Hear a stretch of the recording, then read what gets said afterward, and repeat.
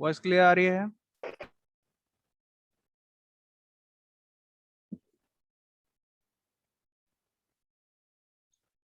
Class respond करिए, voice clear आ रही है? Yes yes sir. सर। ठीक है। तो हम लोग बात कर रहे थे कि हमारे पास एंगल ऑफ अराइवल जो है उसके बारे में डिस्कशन चल रहे थे। अब स्क्रीन विजुअल हो रही है? Yes sir. ठीक है। अभी जो हम लोग बात कर रहे थे कि angle of arrival these will be calculated for those zeros which are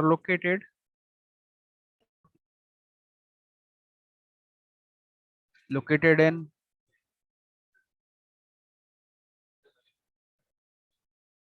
complex conjugate locations। तो देखिए हमारे पास जैसे कि अभी एक एग्जांपल ले लेते हैं हमारे पास, और ये 5p 5z और 5p सेम है। 5z इज बेसिकली हम यहाँ पे किसके लिए कैलकुलेट कर रहे हैं, those are for calculated for zeros.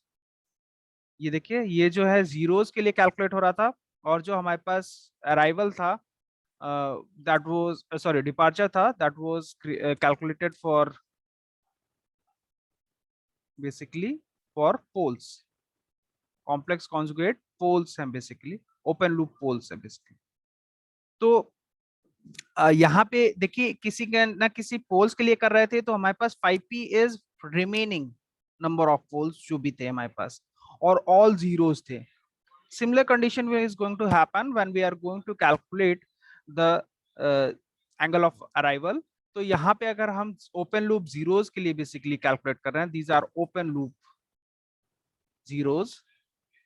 तो अभी होगा क्या कि 5z is basically those that is going to be the angle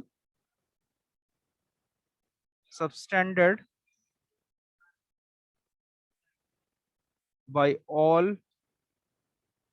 other zeros। ठीक है, all other remaining zeros,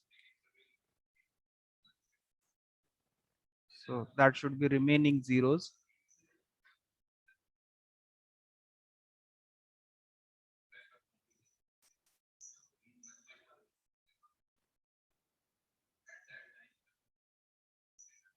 और मेरे पास 5p क्या होगा, 5p is going to be the angle subtended by all poles at that zero। ठीक है, ये चीज है हमारे पास, ये कंडीशन आएगी। तो यहाँ पे देखिए ऑल पोल्स की हम लोग बात कर रहे हैं और रिमेनिंग जीरोस की बात कर रहे हैं।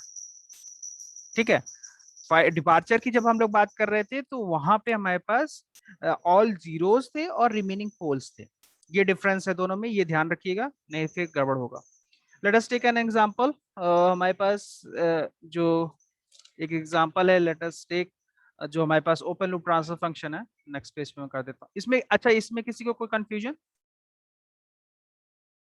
इसमें किसी को कोई कंफ्यूजन? हमारे पास जो नो अभी सर। अभी ट्रांसफर फंक्शन है g of s h of s is given to be k s square plus 1 divided by s into s plus 1। so this is the given open loop transfer function। so you can see that you have two open loop poles which are lying at basically j omega axis पे lie करेंगे, those are going to lying on j omega axis। तो हम लोग यहाँ पे मेरे पास अगर zeros की मैं बात करूँ तो z1 and z2 are going to be plus minus j1। ठीक है, और मेरे पास poles s1 is going to be 0 and s1 and s2 is going to be -1। so what is going to happen कि मेरे पास जो रूट लोकस होगा उसमें एक तो पोल मेरे पास कहाँ पे लाई कर रहा है, एक जीरो जो है मेरे पास वो लाई कर रहा है, this is lying at 0 s is equals to 0 है, this is at s is equals to -1 for k is equals to 0 and this is also for k equals to 0. अभी मेरे पास एक 0 है, this is the 0, the this is plus j1 and the another 0 is lying at minus j1. So we have two zeros and two poles. तो स्पर्शी ये बताओ कि कितनी हमारी रूट लोकस की ब्रांच इंफिनिटी पे टर्मिनेट करेंगी? Yes sir. अभी हमारे पास देखो जीरोस दो हैं और पोल्स दो हैं, तो हमारे पास इंफिनिटी पे कितनी जो रूट लोकस है वो टर्मिनेट करेंगे? इंफिनिटी पे कितनी ब्रांचेस टर्मिनेट करेंगी? Sir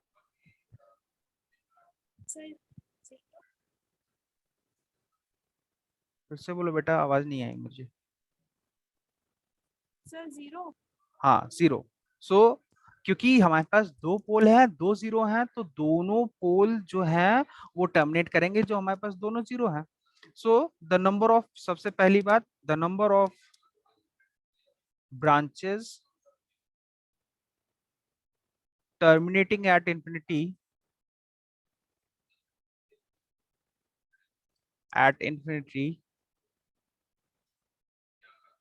will be equals to 0। ठीक है, अब इसके लिए कैलकुलेट करते हैं। तो सबसे पहले कैलकुलेट करना पड़ेगा। देखिए दो पोल है, तो कुछ मेरे पास बीच में कहीं ब्रेक पॉइंट आएगा, so that is going to be break away point. So calculate the break away point. सबसे पहले कैलकुलेट करिए, तो क्या होगा मेरे पास, बताइए क्या क्या आएगा?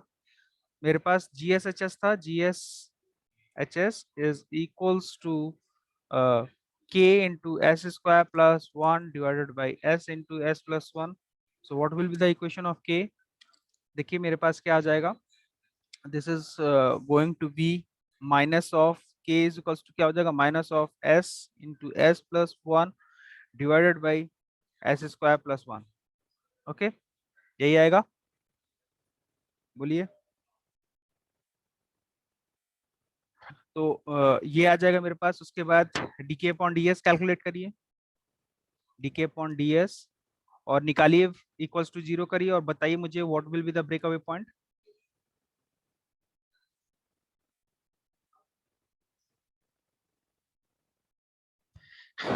देखिए कैलकुलेट करिए।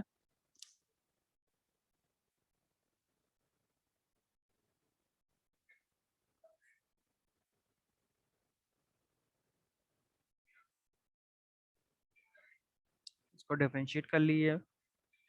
This is going to be s square plus 1 whole square और minus of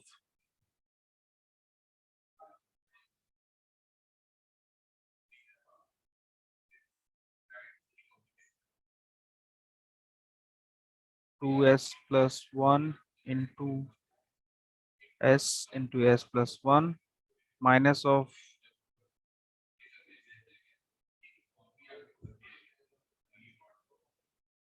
this is going to 2s into s square plus 1, यही आ रहा है, and that is equal to 0।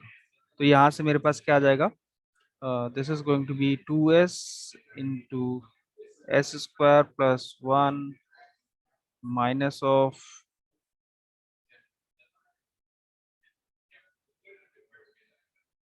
Sorry 2s ही आएगा, गलती कर दी मैंने।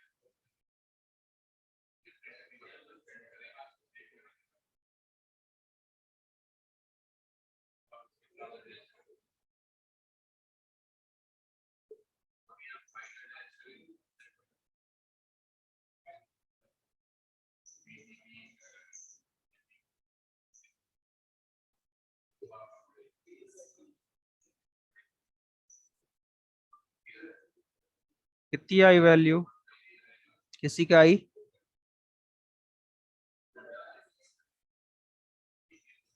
This is going to be 2s into s पूरा square। Perfect नहीं आ रहा, मतलब एक है सर 2.414 एंड दूसरा माइनस 0.414। माइनस ऑफ, चलिए अगर इक्वेशन मैच कर लीजिए अगर आपके पास आंसर है तो। नहीं मैं खुद भी कैलकुलेट कर रहा हूँ, मेरे पास आंसर नहीं है अभी। नहीं सर, इक्वेशन है sir minus s square minus 2s minus 1 equal to 0। S square minus minus 2s 2s minus 1। Minus 1 equals to 0। ये आ रही है, देख लेते हैं। ये मैं खुद ही कैलकुलेट कर रहा हूँ, मेरे पास कैलकुलेटेड नहीं है ये अभी। एस स्क्वायर प्लस 1 और this is going to be 2s into S.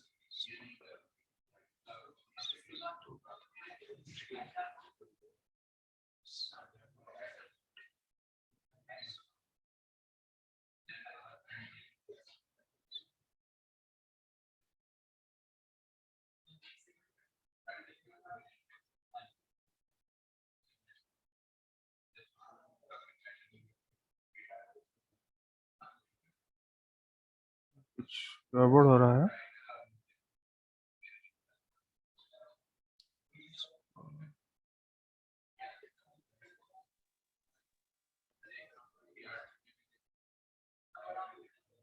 हाँ ठीक है, यही आ रही है ना, S square plus 2s plus 1।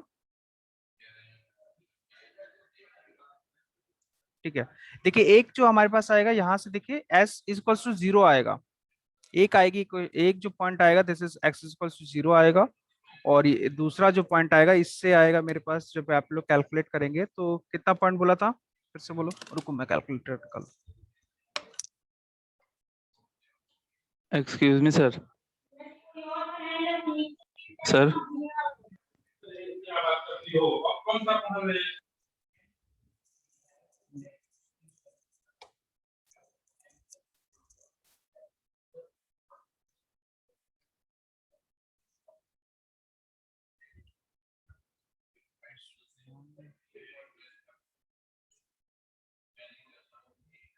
So this is going to be 2.4 plus 2.4 और दूसरी आएगी माइनस ऑफ 0.4। तो 0 तो हो नहीं सकती, 2.4 हो नहीं सकती। 2.4 क्यों नहीं होगी सौरभ?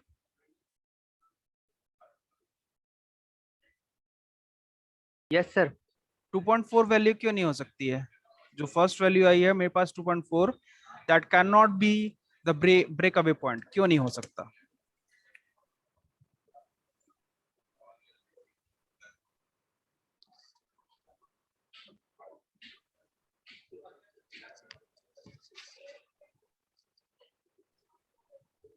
श्रेया क्लास में हो?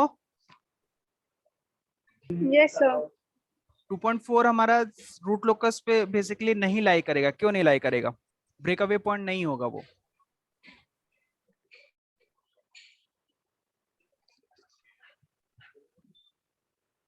बोलो श्रेया, 2.4 हमारा रूट लोकस पे होगा कि नहीं होगा, ये बता दो। अच्छा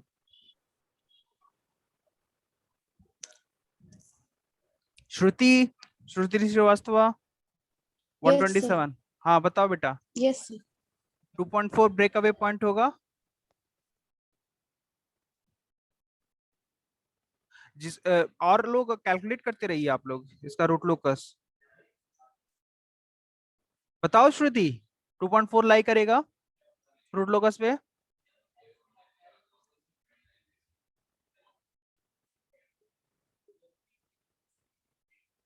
श्वेतांक,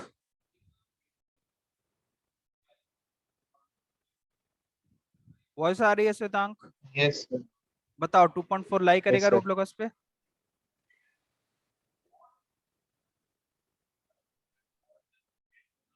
सिद्धांत, roll number 131, yes sir.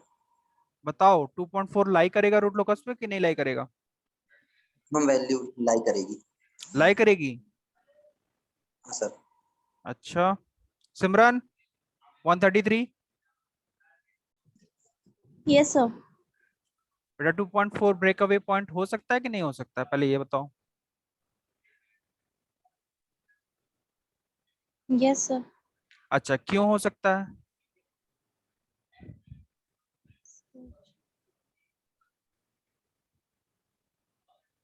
Sir नहीं पता।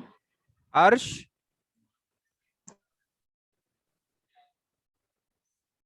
अर्श,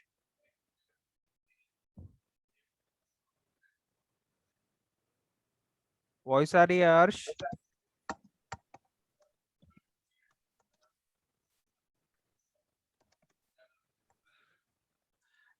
अच्छा, कौन बता सकता है क्लास में 2.4 ब्रेक अवे पॉइंट नहीं हो सकता है? ये जान लीजिए पहले। हेलो कोई बता सकता है मुझे 2.4 ब्रेक अवे पॉइंट क्यों नहीं हो सकता है? हेलो हाँ sir, is my voice Audible? हाँ हाँ, यस। सर सर 2.4 नहीं होगा, क्योंकि सर जो s इज इक्वल टू 0 पे जब पोल है सर, उसके राइट साइड में सर इवन नंबर ऑफ वो आ जाए, 0 आ जा रहा है, तो बिल्कुल सर वहां पे सही। तो लाएगा तो नहीं सर। ये पॉइंट बेसिकली हमारा कभी लाई करेगा ही नहीं। अरे सबसे पहली बात, पॉजिटिव वैल्यू है, राइट हैंड साइड में लाई कर रही है, सिस्टम स्टेबल होगा ही नहीं। इसमें तो कंफ्यूजन होने की जरूरत ही नहीं है। ये तो कभी रूट लोकस का पार्ट हो ही नहीं सकता है। सिस्टम ही नहीं स्टेबल होगा, कैसे तुम लोग डिसाइड कर रहे हो कि 2.4 जो है रूट लोकस पे लाई करेगा? अरे मैं मान सकता हूँ 0 और 0.4 में कंफ्यूजन होना चाहिए, 2.4 पे कैसे कंफ्यूजन हो रहा है तुम लोग को? इसका मतलब पढ़ाई बिल्कुल हो ही नहीं रही है। 3 अगस्त से तुम लोग का पेपर है, बच्चा लोग थोड़ा पढ़ लो। नहीं क्या करोगे एग्जाम में पता नहीं।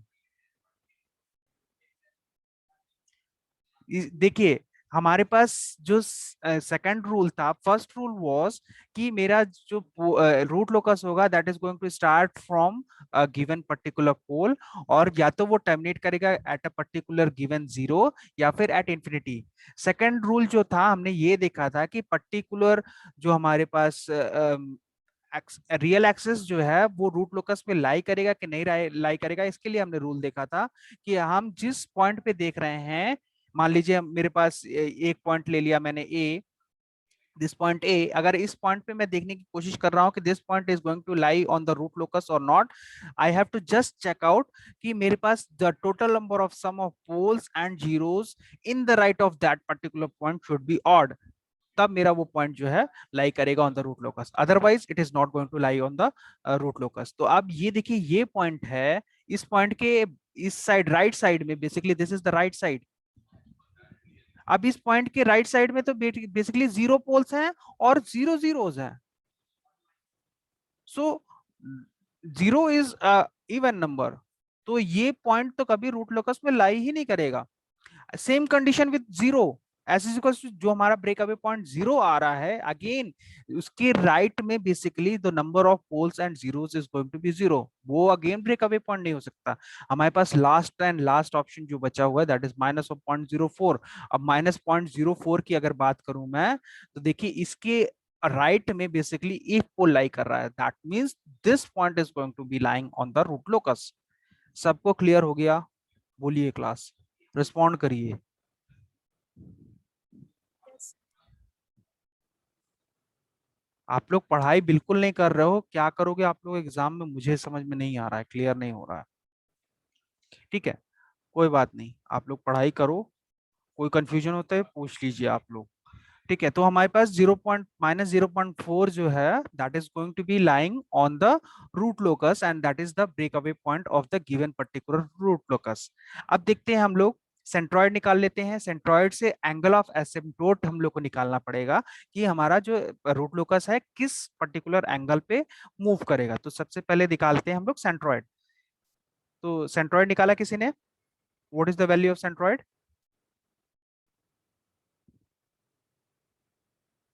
So centroid was sigma real part of poles minus sigma real part of zeros, sorry, divided by p minus z।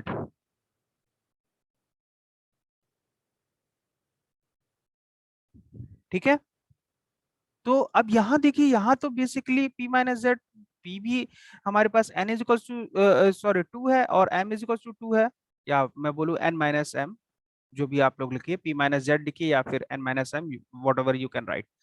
तो अभी यहाँ पे p is equals to n is equals to 2 है और z is equals to m is equals to 2 है, तो ये तो भाई जीरो हो गया नीचे वाला टर्म। तो सेंट्रॉइड की वैल्यू तो इनफाइनाइट आ गई, ऐसा कैसे? कोई एक्सप्लेन कर सकता है इसको?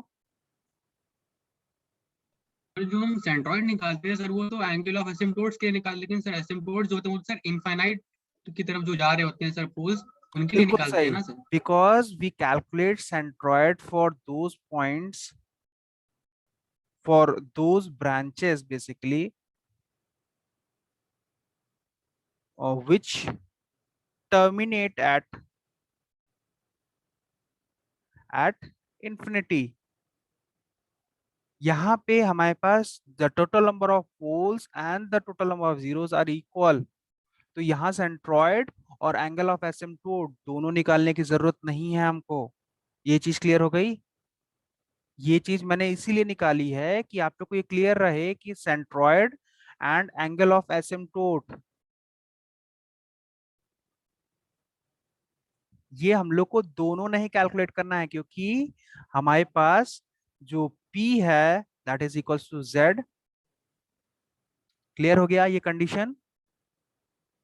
अब ये कंडीशन दोनों हमारी खत्म हो गई। अब बचता है मेरे पास क्या? Angle of arrival, angle of departure या फिर अराइवल। तो एंगल ऑफ डिपार्चर तो हो नहीं सकता because we don't there is no requirement to calculate angle of departure because there is no complex conjugate pole.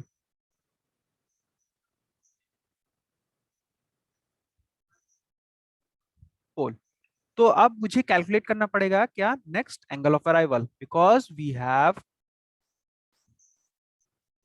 To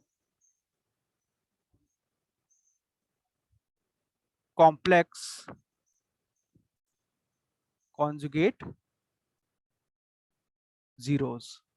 तो इन दोनों के लिए हम लोग को कैलकुलेट करना पड़ेगा। तो फाई ए क्या था? Phi A was the angle of arrival and that was equals to plus minus 180 degrees into minus of phi Z minus phi P. So अभी देखिए मेरे पास क्या था, रूट लोकस हम लोग बना लेते हैं थोड़ा सा, that will give you much better idea. अभी यहाँ पे भी देखिए मेरे पास क्या है, एक जीरो तो है मेरे पास at S equals to zero, दूसरा है एस इक्वल्स टू -1। ओके, और यहाँ पे मेरे पास एक जीरो है एस इक्वल्स टू +j1 और दूसरा जो है एस इक्वल्स टू -j1। ठीक है, तो अब मैं कैलकुलेट करूंगा तो what is going to happen, एक के लिए कैलकुलेट कर लेते हैं, दूसरे के लिए नेगेटिव आ जाएगा। अगर आपको कंफ्यूजन हो रही है तो पहले प्लस माइनस हटा दीजिए। ठीक है, प्लस माइनस हटा के सॉल्व करते हैं, तब वो ज्यादा बेहतर हो जाएगा। तो मेरे पास क्या आ गया यहाँ पे,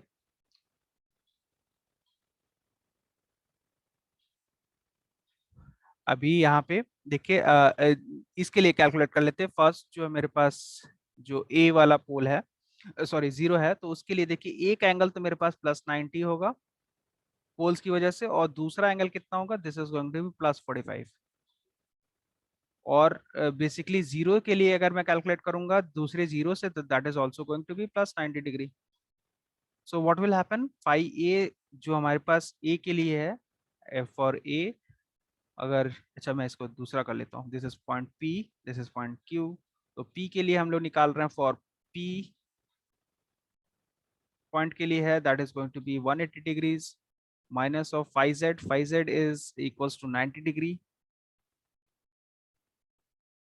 minus this is going to be 5p यानी 90 + 45 135। so what is going to be the value? So this is going to be 180 90 + 135 90 + 135, so this is going to be 225. This is plus of 225। और अगर मैं phi ए के लिए निकालूं eight for point Q, निकालिए आप लोग क्या आएगा। So this is going to be 180 degrees, again this is minus of phi z, this is -90 and this is minus of 135. So what is going to happen if you are going to calculate, this is going to be minus of 225. okay, clear हो गया? ये calculate करिए, आप लोग के पास दोनों आ जाएगी value. Angle of arrival जो है वो कैलकुलेट हो गया सबके पास। बोलिए, किसी को कोई कंफ्यूजन है अभी तक तो बताइए, आप लोग रिस्पॉन्ड करिए क्लास।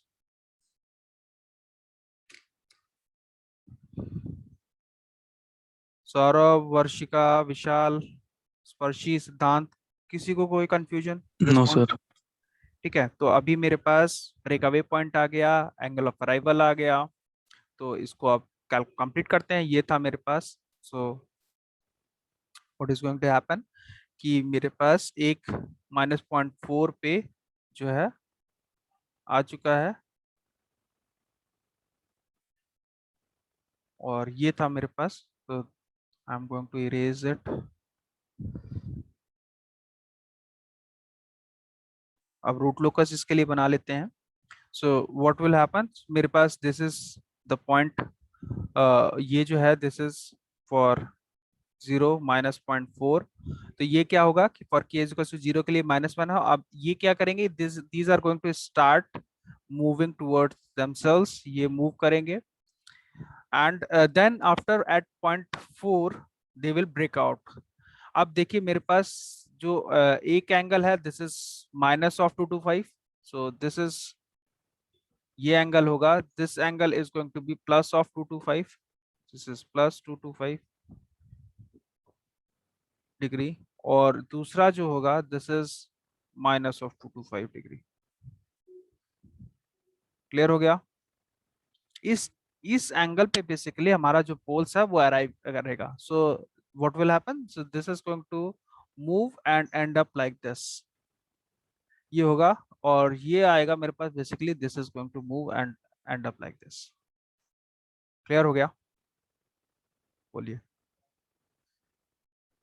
किसी को कोई कंफ्यूजन? सो मैं कुछ क्लियर कर देता हूँ। This is our angle of arrival, this is equals to 225 degree, plus of 225 degree, और नीचे वाला जो एंगल ऑफ अराइवल है that is also 225 degree. Clear है? -225 डिग्री। बोलिए, रिस्पॉन्ड करिए क्लास, इसमें किसी को कोई confusion? So this was the last point, last rule जो था हमारे पास। तो अब एक समरी, हम लोग क्विक समरी देख लेते हैं कि इसमें, अच्छा किसी को कोई कंफ्यूजन है? बोलिए। ठीक है, तो मैं स्टार्ट कर देता हूँ। जो हमारे पास देखिए रूल 1 था, rule 1 was all poles, basically the root locus will start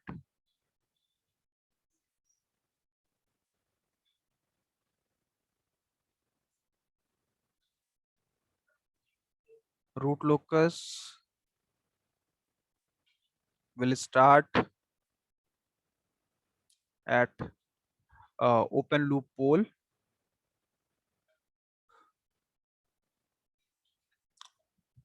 or infinity,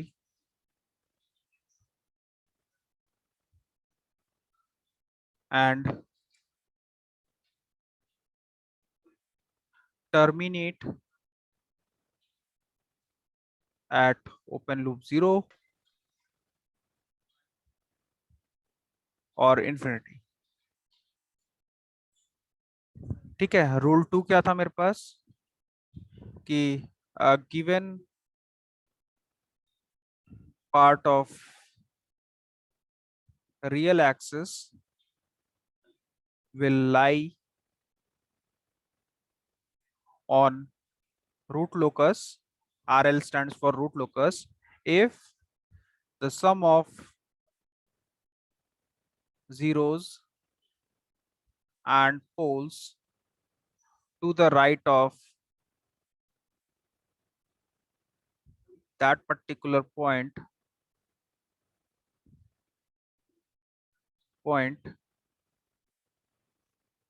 is odd। ये हमारे पास थर्ड रूल 2 हो गया।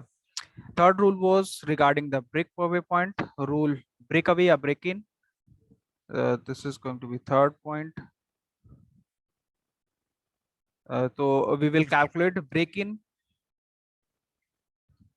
oblique break away point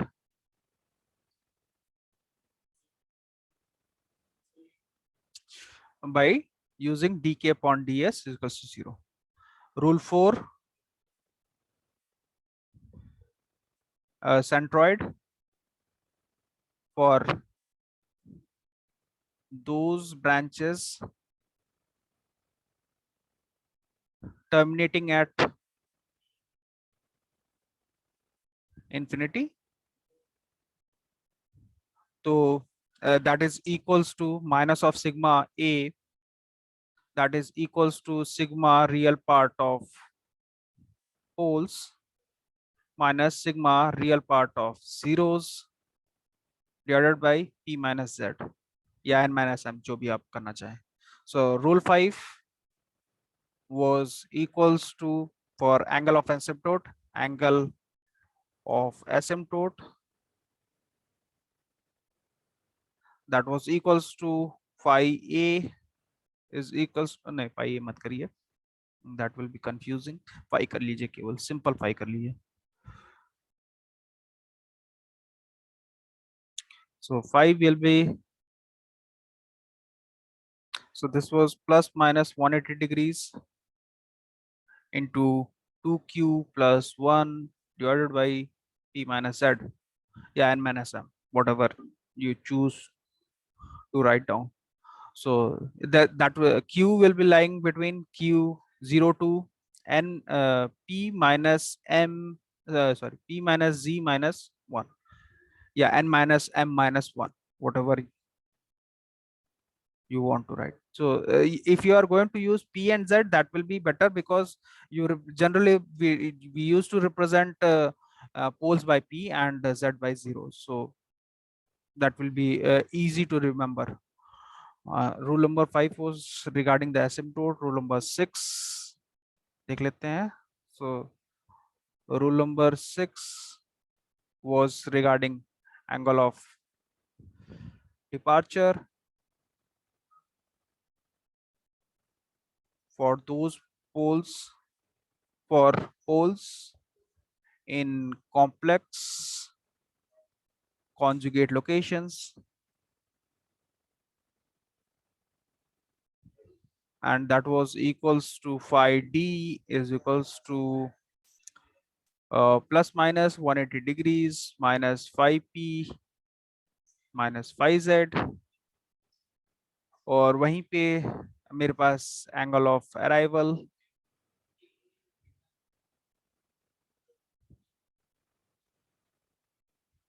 for zeros in complex conjugate locations, and that will be phi a, and that is equals to plus minus 180 degrees minus phi z minus phi p, sorry, phi p. Okay, कुछ छूटा मेरे पास, कोई rule छूटा, कौन सा छूटा? Centroid कर लिया, एंगल ऑफ अराइवल, डिपार्चर हो गया.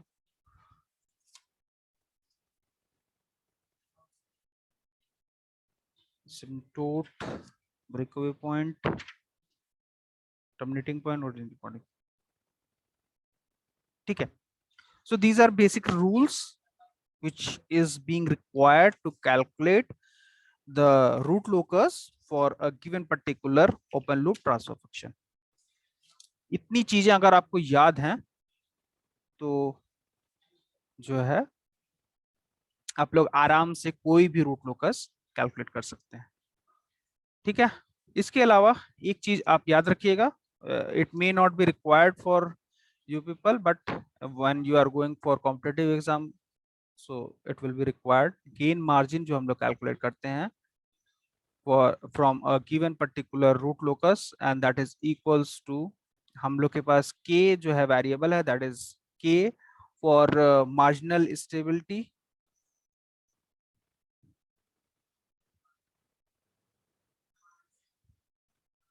divided by the k which is being desired for a given particular specification, या फिर as per the user specification, जो हम लोग को बोल रहा है user, उसके हिसाब से, तो इसी को हम लोग बोल रहे हैं desired value of k. उसके रिस्पेक्ट में हम लोग कितना गेन, बेसिकली गेन मार्जिन हमको क्या बताता है, what extra amount of gain which we can put up in a given particular system so that it may not lead to instability. तो अब मेरा सिस्टम जब जे ओमेगा एक्सेस पे पहुंच जाएगा, जब मेरा पोल जे ओमेगा एक्सेस पे पहुंच जाएगा, that means it is going to be marginally stable. तो हम देखेंगे कि मेरे पास let us say this is the root locus, I want certain value of K, this is K desired, और मेरे पास ये जो लाई कर रहा है that is K marginal. So this amount of gain, ये जो गेन है that we can add up extra in that particular system. If I am going to add extra amount of gain other than this, if the added gain basically added gain is greater than the gain margin GM, then what will happen? The system will be unstable. Clear ho gaya? So what is gain margin? Basically the extra amount of gain which can be added in a given particular system without making it unstable. ठीक है, तो ये चीज हमारे पास आ रहा है gain margin. तो अब ये कैलकुलेट कैसे करते हैं? तो मार्जिनल स्टेबिलिटी हम लोग के लिए हम लोग गेन निकाल सकते हैं by the root lo, basically Routh Hurwitz criteria से हम लोग ये फाइंड आउट कर सकते हैं कि for what value of K the poles are going to be lying on the J omega axis. और उसके बाद होगा क्या कि बेसिकली जब हम लोग जे ओमेगा एक्सिस पे गेन कैलकुलेट कर लेंगे, अब मेरे पास जो डिजायर्ड गेन है वो मुझे पता होगा as per the user specifications, तो उसके रिस्पेक्ट में मैं कैलकुलेट कर सकता हूँ कि what amount of extra gain which can be added to the system. तो उसी को हम लोग बोल रहे हैं गेन मार्जिन।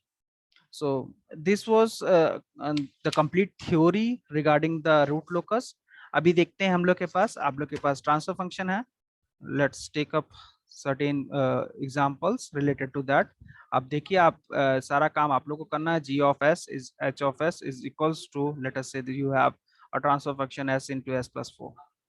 so calculate करिए, take out your calculators and pen copy जो भी है, ये इसको अभी ही solve कर लीजिए because you may not get afterwards extra time to calculate all these examples। ठीक है, तो अभी मेरे पास देखिए जीरोस हैं। So zeros are going to be lying s1 and s2 are going to be 0, 4, sorry minus of 4। so I will be having a 0 at s equals to 0 and the 0 at s equals to minus of 4। so आप लोग predict कर सकते हैं what will be the basically the root locus। आप 2-4 बार आप जब कर लेंगे then you will be basically after looking the system you can expect what kind of root locus you are going to get। so देखिए अभी मेरे पास सबसे पहले मुझे ब्रेक अवे पॉइंट कैलकुलेट करना पड़ेगा। so because देखिए मेरे पास जो है s equals to 0 के राइट पार्ट में basically that part is not going to lying on the root locus, whereas s equals to 2 basically जो मैं रेड से कर रहा हूँ, so this is not lying on the root locus, and the other side of s जो is equals to -4 that is also not going to be the part of the root locus, because in this part the number of poles is going to be 0। let us name it a, this is b, this is c, and this is d। so basically AB and CD are not going to lie on the root locus। AB is not lying because the number of poles is going to be 0, whereas CD is not lying on the root locus because the number of poles is 2, even है। तो इस वजह से basically हमारे पास ये हो रहा है। ठीक है, तो अब breakaway point dk upon ds calculate करिए। सो dk upon ds is equals to 0, you have to calculate, then after you have to calculate centroid। उसके बाद फिर आप लोग को एंगल ऑफ एसिम्पटोट कैलकुलेट करना पड़ेगा। क्यों कैलकुलेट करना पड़ेगा सेंट्रोइड और asymptote? Because we have just 2 poles, so all the branches will be terminating at infinity, so we do require to calculate the centroid and the angle of asymptote for the given particular root locus। ठीक है, तो मेरे पास आप लोग breakaway point calculate करेगा। सो